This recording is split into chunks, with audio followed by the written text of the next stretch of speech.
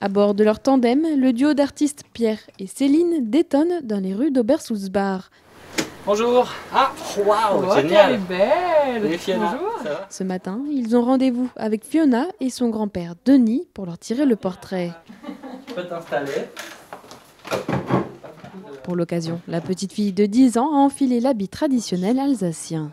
Là, je fais le portrait de Fiona, qui a la gentillesse de poser en tenue traditionnelle. Et voilà, on cherche qu'est-ce qui fait que Fiona est Fiona. Ces petits les traits qui font que c'est bien elle. Et donc là, c'est déjà très symbolique aussi ce fait de passer ce temps-là, les yeux dans les yeux, à essayer de se connaître en fait. C'est une autre manière de se rencontrer. Nous, en fait, en tant qu'artistes sur le territoire, on a voulu simplement partir de chez nous en vélo et sur 2 ans de faire une création qui parle des gens.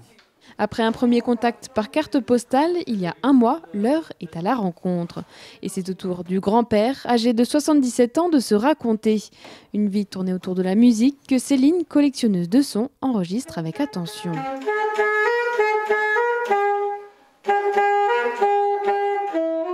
Alors, je suis en train d'enregistrer Denis. Je me laisse guider par ses propres réponses. Et Denis sera potentiellement un de mes personnages de mon documentaire. Moi, j'aime beaucoup le son parce que je trouve que ça évoque beaucoup de choses. Et je crois que c'est une sorte de méditation, en fait, de fermer les yeux et d'être plus à l'écoute de ce qui se passe autour de nous. Après la Petite Pierre et Dellingen, c'est à Buxwiller que Pierre et Céline font étape cette semaine.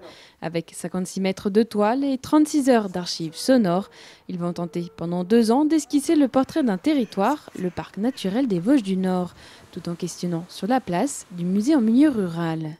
C'est vrai que c'est un projet vraiment fédérateur où on va pouvoir rassembler les gens autour d'une thématique commune qui est ici le musée au sein de la commune. Le but, c'est de montrer à chaque habitant que lui aussi, en fait, en tant qu'habitant de la commune, il a sa place au musée et il peut tout à fait se l'approprier et contribuer justement à faire vivre, à faire perdurer le musée aux côtés des bénévoles. Samedi, les 7 portraits sonores et visuels seront accrochés sur les façades du musée du pays de Hanau par les Buxwillerois eux-mêmes. De quoi inviter à pousser la porte du musée. C'est un musée qui est placé sur une place où il y a du passage et avoir des choses qui sont visibles depuis l'extérieur, ça peut piquer la curiosité. Et déjà, rien que voir des personnes qui flânent sur la place passer la porte du musée, c'est vraiment une belle victoire. Le musée en milieu rural va aussi rechercher à avoir une proximité avec la population locale. Et en ville, c'est peut-être moins possible justement parce qu'il y a plus de volume, plus de fréquentation. Après leur passage, les peintures seront exposées pendant 1 mois aux abords des musées et un carnet de route numérique sera accessible pour suivre le parcours des artistes.